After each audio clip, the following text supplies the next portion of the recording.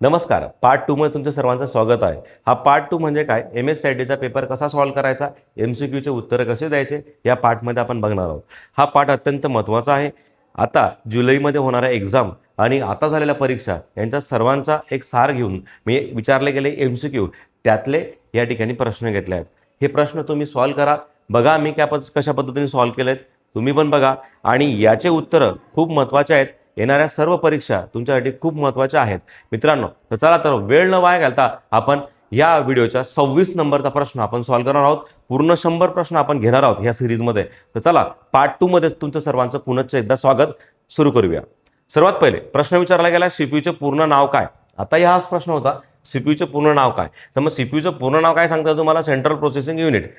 यानंतर येतो पुढचा प्रश्न. आता पुढचा प्रश्न जाण्या अगोदर सर्वात पहिले आपण बघूया यालाच का असं म्हणतात, मदरबोर्ड का बरं म्हणत नाही. कारण की सर्वात महत्त्वाचं प्रोसेस कोण करतंय, सीपीयू करतोय, सेंट्रल प्रोसेसिंग युनिट. कोण करतंय, सेंट्रल प्रोसेसिंग युनिट. तर मग आपण आता पुढच्या प्रश्नाकडे जाऊया.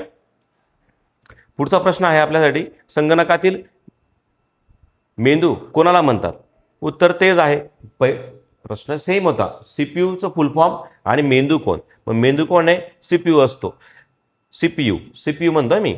त्यामध्ये तुम्हाला रॅम दिलाय, हार्ड डिस्क दिलाय, मदरबोर्ड दिलाय. मदरबोर्ड सगळ्या पार्टला सांभाळते. रॅम काय करते, random access memory. Hard disk काय, डेटा स्टोअर करते. मग इथे कोण आला, सीपीयू हा मेंदू आला.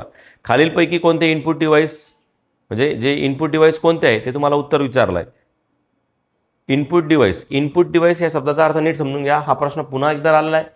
मग यामध्ये काय केलं त्याने, इनपुट डिव्हाइस. मी बोललो होतो प्रिंटर हा आउटपुट आहे, मॉनिटर आउटपुट आहे, स्पीकर आउटपुट आहे. याच्यापासून आपल्याला काय मिळतंय आणि आपल्याला द्यावा लागतं ज्यामार्फत सूचना, तो काय असतो तुमचा कीबोर्ड. मग कीबोर्ड काय आला तुमचा, इनपुट डिव्हाइस आला. यानंतर येतो तुमचा परत KB. 1 KB म्हणजे काय. आता हा थोडा प्रश्न तुम्हाला एकदा सविस्तर सांगतो. या सर्वात आपण जे मापन विचारत नाही, 1 KB इज इक्वल टू किती बरं. मग 1000 तर येणारच नाही, कारण की सगळ्यात महत्त्वाचं डेटाचं मापन करताना 1024 हा आकडा तुमच्या डोक्यात ठेवायचा. 1024 म्हणजे याचं उत्तर हे गेलं आहे, हे पण गेलं आणि हे तर येणारच नाही. 1024 कोणतंही मापन घेताना 1 KB is equal to 1240 bytes. Okay, कळालं. पुढचा प्रश्न गेल्यानंतर आपल्याला विचारला आता, विंडोजमध्ये फाईल डिलीट केल्यानंतर ती प्रथम कुठे जाते. आता आपण जी पण फाईल डिलीट करतो, मोबाईल असो काही असो, तर आपल्याला ती फाईल कुठे सापडते, रिसायकल बिनमध्ये. म्हणजे रिसायकल बिन आपण सिलेक्ट करायचं आणि त्या ठिकाणी करायचं. डेस्कटॉपमध्ये नाही राहणार, डॉक्युमेंट्समध्ये थांबत नाही, कारण ती डिलीट झाली. आणि कम्प्युटरमध्ये अर्थात त्याचा संबंध काही येतच नाही, कारण की ती असते कम्प्युटरमध्ये, पण मात्र कुठल्या पार्टमध्ये, रिसायकल बिनमध्ये.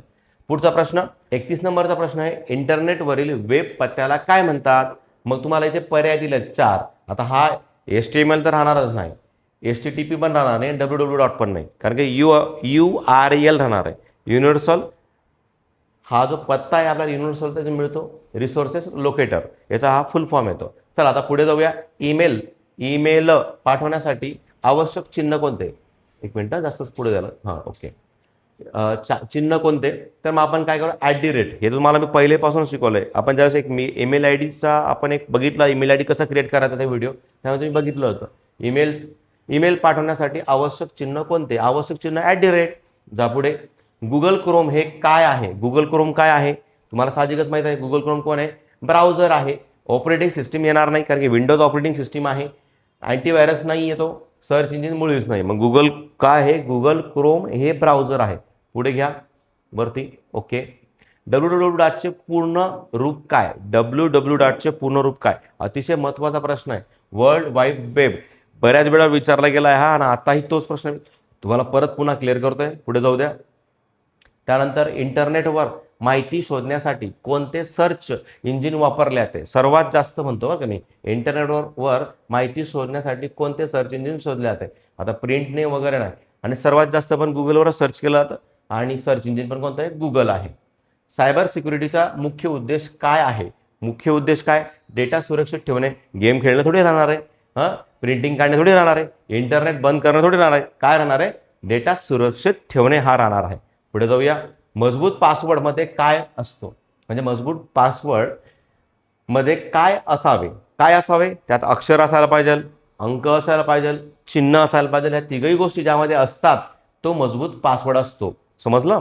ओके, जाऊ द्या पुढे. OTPचा अर्थ काय? OTPचा अर्थ म्हणजे काय? OTP, आता मी तुम्हाला एक मेसेज टाकतोय, म्हणजे एखादी साईडवर टाकतोय, तर त्या ठिकाणी त्याला OTP येत असतो. मग OTP म्हणजे तो एकदारच असतो, एकदारच येतो ना, पुन्हा पुन्हा येत असतो का तो? आणि तोच OTP आपण पुन्हा पुन्हा वापरतो का? नाही. मग वन टाइम पासवर्ड पुढे शोधतोय का आपण? दिसतोय वन टाइम पासवर्ड, याचा अर्थ काय पूर्ण? One time password. त्यावरती त्यानंतर पुढे येतं MS वर्डमध्ये नवीन डॉक्युमेंटसाठी, MS वर्डमध्ये नवीन डॉक्युमेंटसाठी शॉर्टकट की कोणती? नवीन डॉक्युमेंट, MS वर्ड, नीट लक्षात ठेवा, MS वर्डमध्ये नवीन डॉक्युमेंटसाठी कोणती शॉर्टकट की असते? आता कोणती शॉर्टकट की? कंट्रोल+N. कंट्रोल+N आपण प्रेस केला की नवीन शॉर्टकट की ओपन होतो. ओ तर येणार नाही, यस तर येणार नाही, सेव्ह होते याच्याने काय तर प्रिंट होतं. चला पुढे घ्या. MS वर्डमध्ये सेव्ह करण्यासाठी, प्रश्न काय नीट आहे का? MS वर्डमध्ये सेव्ह करण्यासाठी शॉर्टकट की MS वर्डमध्ये बरं का. मग कंट्रोल+S, वरती बोललोच तुम्हाला, कंट्रोल+Sने आपण शॉर्टकट की हे सेव्ह करू शकतो. वर जाऊ द्या. प्रश्न क्रमांक 41 वा, MS वर्डमध्ये फॉर्म्युला नेहमी कोणत्या चिन्हाने सुरू होतो? एक्सेल. मग एक्सेल म्हणजे काय येतं? इज इक्वल टू, या ठिकाणी दोनच तुम्हाला दिसतात, खाली त्याचं आहे काही बघू आपण. इज इक्वल टूनेच फॉर्म्युला सुरू होतो, हे तुम्हाला माहीत पाहिजे. घ्या थोडं वरती. MS एक्सेल मध्ये सम फंक्शन कशासाठी वापरतात? सम फंक्शन साहजिकच आहे, सम आपण करत नाही का, सर्वांची बेरीज करा, मग सर्वांची बेरीज त्याच्याने होते, गुणाकार होत नाही त्याच्याने. चला पुढे जाऊ द्या. पॉवर पॉईंटमध्ये नवीन स्लाइडसाठी शॉर्टकट की सांगा. सोपी आहे, कंट्रोल+M. N तर येणार नाही, प्रिंट नवीन येते डॉक्युमेंट, इथे प्रिंट होते, ऑल्ट सिलेक्ट होतं, मग काय आलं? M आलं. जाऊ द्या पुढे गेल्यानंतर मायक्रोसॉफ्ट पॉवर पॉईंटचा उपयोग कशासाठी होतो? मायक्रोसॉफ्ट पॉवर पॉईंटचा उपयोग कशासाठी होतो? चित्र काढण्यासाठी? नाही. मग कशासाठी? व्हिडिओ एडिटिंगसाठी? नाही. अँटीव्हायरससाठी? नाही. कशासाठी मग होतो? तर फक्त प्रेझेंटेशनसाठी. PPT का बरं तयार करतो आपण? पॉवर पॉईंट प्रेझेंटेशन आहे ना ते. जाऊ द्या वरती. रॅम हा कोणत्या प्रकारचा मेमरी आहे? कोणती हो? परमनंट आहे का? नाही. काल काय खाल्लं लक्षात राहत नाही आपल्याला, तसं त्याचं पण आहे ते रॅमचं. तसं म्हणतं काय? व्हॉलंटाईन म्हणतात त्याला. या प्रकारची मेमरी म्हणजे ती पुसली जाते, बरोबर. पुढे जाऊ द्या आपण. रॅम होतं ना ते, रॉम नव्हतं ना, बघून घ्या खाली. जाऊ द्या 1 मिनिट. रॅम होतं. जाऊ द्या वरती. संगणक बंद करण्याच्या प्रक्रियेला काय म्हणतात? संगणक बंद करण्याच्या प्रक्रियेला काय म्हणतात? रिस्टार्ट? नाही. रिस्टार्ट शब्दाचा अर्थ काय? बंद होऊन चालू होणे. हे काय? रिफ्रेश. एकदम मस्त, आंघोळ केल्या कसं वाटतं आपल्याला तसं नाहीये. लॉग इन पण नाही होणार. मग काय होणार आहे? शट डाऊन करतो ना आपण, तसं शट डाऊन केलं आपण, झालं. हे होतंय त्यानं. अँटीव्हायरसचे कार्य काय आहे? अँटीव्हायरसचे कार्य काय आहे बरं? व्हायरस शोधून व हटविणे हा त्याचा काय असतो? त्याचा काय आहे? हा त्याचा पर्याय आहे. अँटीव्हायरसचे कार्य काय? व्हायरस शोधतो आणि तो हटवतो. पुढचा प्रश्न. क्लाउड स्टोरेजचे उदाहरण कोणते? क्लाउड स्टोरेजचे उदाहरण, माऊस येत नाही स्टोरेजसाठी, काय नंतर अजून माऊस पण येत नाही, कीबोर्ड पण येत नाही, स्क्रीन पण येत नाही, मग कोण येतं? Google drive. हे तुमचं आपण त्या ठिकाणी स्टोअर करू शकतो. ओके, पुढे घ्या. खालीलपैकी ऑपरेटिंग सिस्टीम कोणती? खालीलपैकी ऑपरेटिंग सिस्टीम कोणती? मग तुम्हीच सांगा बरं. ही एक्सेल तर येणार नाही. विंडोज आहे, मला माहिती आहे, विंडोजवर टिक दिसते म्हणून. वर जा. एक्सेलमध्ये आपण गणितीय क्रिया करतो, क्रोमवर आपण इंटरनेट वापरतो, आणि पॉवर पॉईंट प्रेझेंटेशनमध्ये आपण काय वापरतोय? तर त्या ठिकाणी स्लाइड शो बनवतो, म्हणून उत्तर काय होतं? विंडोज. वर या. शेवटचा प्रश्न ह्या व्हिडिओचा. बूटिंग म्हणजे काय? संगणक सुरू करणे. ही काय तुमचं? याला बूटिंग प्रक्रिया म्हणतात. फाईल सेव्ह करणे होत नाही, प्रिंटिंग करणे होत नाही, आणि खाली काय होतं? पर्याय दिलेला आहे त्याने, एक शेवटचा पर्याय असेल, नाही ते वाटतं. ओके, खाली जा. इथे पर्याय हा आहे, त्याचं उत्तर संगणक सुरू करणे हा बूटिंगचा पर्याय होता. आता हा झाला दुसरा पार्ट मित्रांनो. तिसरा पार्ट आपण लगेचच उद्या दिवशी बघणार आहोत, आणि हा तिसरा पार्ट तुम्ही बघा. त्यामध्ये बरेचसे प्रश्न आहेत 2026 मध्ये येणाऱ्या आगामी परीक्षा असेल MSITच्या, त्याच्यामध्ये तुम्हाला विचारलं जाणार आहे.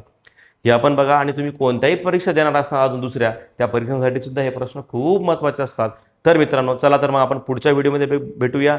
ह्या चॅनलला तोपर्यंत सबस्क्राईब करून ठेवा. असेच तुम्हाला प्रश्नपत्रिका बघायच्या असतील, असे संभाव्य प्रश्न कसे असतात, त्याचे उत्तरं ऐकायचं असतील, तर तुम्ही हा व्हिडिओ नक्की बघा, आणि हे व्हिडिओ इतरांना पण शेअर करा. आमच्या पेजला सबस्क्राईब करा, आणि तोपर्यंत धन्यवाद.